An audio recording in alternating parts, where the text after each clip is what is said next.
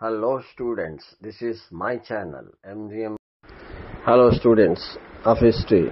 मन देख शुण मु केतरा इंपोर्टेंट विषय भी तुमको कहबी। एटा होची तमर हिस्ट्री रो प्रथम मोस्ट कंपार्टेंट क्वेश्चन दुईटार गोटे आसो पिला माने सेटा होची कलिंग युद्धर कारण और फलाफल आ एटा होची भक्ति आंदोलन रो कारण और फलाफल। अच्छा, कलिंग युद्धर कारण और फलाफल मु आगर भी वीडियो करके छाड़ीथिली, तो तमे व्यू चैनल जाइकी प्लेलिस्ट जाइकी हिस्ट्री रो काढ़ी सबू क्वेश्चन आंसर्स देखिपार। ओडिशा स्वतंत्र प्रदेश गठन, कृष्णचंद्र गजपति आउ केतरा नोट सहित मध्य पठेची। आउ एबे मु नेक्स्ट वीडियो रे तुमको कौन कौन मोर प्लेलिस्ट अच्छी ता सहित हिस्ट्री रो टेक्निक ऑफ रीडिंग विषय रे आ गोटे वीडियो करी एबे या पर छाड़ी पिला माने सेटा भी मोस्ट इंपोर्टेंट वीडियो हम तुम पाए।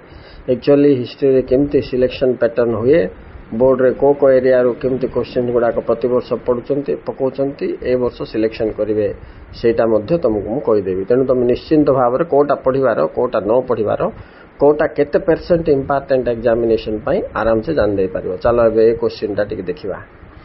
भक्ति आंदोलन रो कारण और फलाफल एटा तुमको मोस्ट इंपोर्टेंट क्वेश्चन पिला माने। ये होची तमरो मध्य युगर इतिहास कथा नै कि। तो मध्य युगरे जितेबाला धर्म जगत रे अनेक कुसंस्कार, अंधविश्वास, धर्मांतर द्वारा सांप्रदायिकता भेदभाव वृद्धि है, से समय रे भक्ति आंदोलन आरंभ होता। आर मुख्य प्रवक्ता माने किए थिले? कबीर, नानक, चैतन्य। आछड़ा अन्य माने भी थिले, रामानंद, शंकराचार्य। एगुड़ा सब बहुत पुराना कथा, ना जाग लिखले भी चलियो पिला माने। इंट्रोडक्शन रे एतिकी लिखि सारला परे मु लॉन्ग क्वेश्चन को शॉर्ट रे पॉइंट वाइज कर देछि मु तुमको, जेमते कि तमे आराम से मन रखि पारियो। आको ब्रीफ नोट्स कहबे एमते ही प्रिपेयर करिया कथा, काहे कि परीक्षा आगे कम समय थिबो, बेसी कोर्स कवर करिबा अछि नहले हेई पारिबोनी। अच्छा देखो पिला माने बेजिबा भक्ति आंदोलन कारण एक, भारत समाज रे हिंदू और मुसलमान मानकर भेदभाव वृद्धि, सांप्रदायिकता, गंडगोल, हिंसा इत्यादि रो वृद्धि हेतिला। नेक्स्ट मध्य युग जाति प्रथार प्रभाव अति प्रबल थिला, जा फल हिंदू समाज रे आमर परवर्ती वैदिक युग ठारू बोली टिके मिसेक लिखिदब जाति को चारि भाग व्यक्त कराई समाज रे ब्राह्मण, वैश्य, क्षुद्र ये एक्सटेंशन दे दब पिला। किंतु मन रखिथिबो एतिकी जाति प्रथार प्रभाव वृद्धि लिखला बेलू जाति प्रथा विषय रे तमे परवर्ती वैदिक युग रे जहाँ पढ़िच, सोशियोलॉजी रे जहाँ पढ़िच, ये सब जहाँ काढ़ी लिखिदब।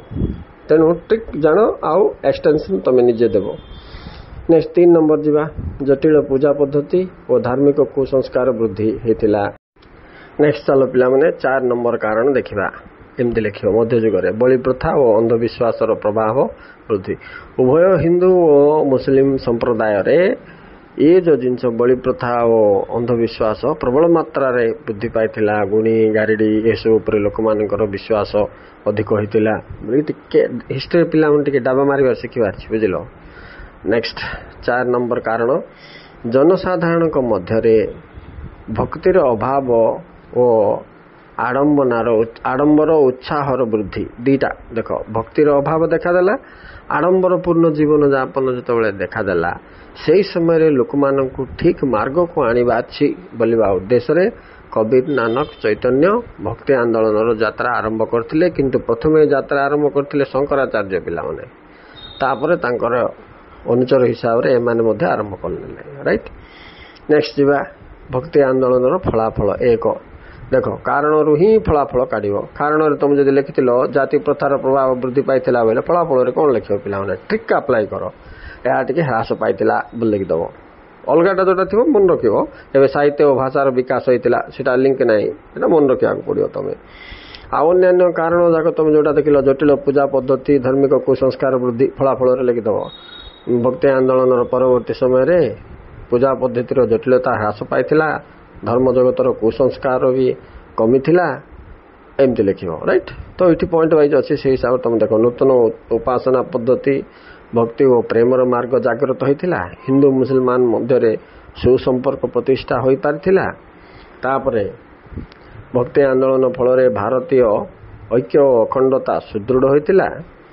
लास्ट रे अनेक धार्मिक कुसंस्कार लोप पाइथिला।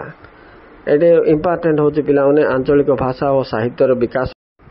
ठीक अच्छे पिला माने एति कवरेज दियो, आकु टिके एक्सटेंशन दबो। अच्छा मोर नेक्स्ट वीडियो एबे आप रिलीज हम पाने ताइरे मु हिस्ट्री सिलेक्शन पैटर्न एक सीक्रेट जिनस केमती क्वेश्चन सिलेक्शन हुए आमे सिलेक्शन करवाटा ठीक ना नहीं जना पड़िबो तापरे आमे अल्प समय रे मेन जाक पढ़िबा जोटा से आवश्यक नहीं से जाक सब छाड़देवा नहले कौन हम चारियाडू सब घाटी जाऊा कोटा इम्पोर्टेंट न जानी टाइम वेस्ट करी कोटा मन रही तेणु आम गोटे सिस्टमेटिक करदे को एरिया रो हिस्ट्री रो क्वेश्चन आसे केते मार्क को एरिया रो आसी ये सब जाक मु तुमको बतईदेवी इकोनॉमिक्स रो सिस्टम अलग हिस्ट्री रो सिस्टम अलग पॉलिटिकल साइंस रो सिस्टम अलग मु तुम सामने प्रस्तुत करी बाय।